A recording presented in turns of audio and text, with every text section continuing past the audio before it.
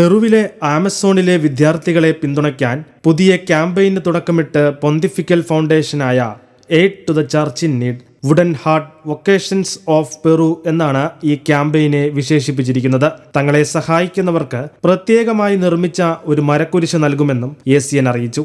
Peruvian വനത്തിലെ മരം കൊണ്ട് യുവ കരകൗശല വിദഗ്ധർ തയ്യാറാക്കിയ അല്പം വളഞ്ഞ എന്നാൽ കാണാൻ ഒരുപാട് പുതുമകളുള്ള ഒരു കുരിശാണ് ACN ഇതിനായി തയ്യാറാക്കിയിരിക്കുന്നത്. ദാരിദ്ര്യത്തെ ദൈവവിളിയും അന്തസ്സുമാക്കി മാറ്റിയ മിഷനറി ഫാദർ ഹ്യൂഗോ ഡി സെൻസിയുടെ പൈതൃകത്തിൽ നിന്ന് പ്രചോദനം ഉൾക്കൊണ്ട് പുക്കാൽപ്പയിലെ ഡോൺ ബോസ്കോ ആർട്ടിസാൻസ് ആണ് കുരിശുകൾ നിർമ്മിക്കുന്നത്.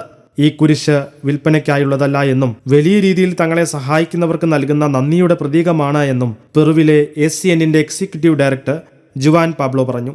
54 മിഷണറി സെമിനാരി വിദ്യാർത്ഥികൾക്കുള്ള ഭക്ഷണം, വിദ്യാഭ്യാസം, താമസം എന്നിവ സംഭാവനയിലൂടെ ലഭിക്കുന്ന തുക കൊണ്ട് സാധ്യമാക്കും.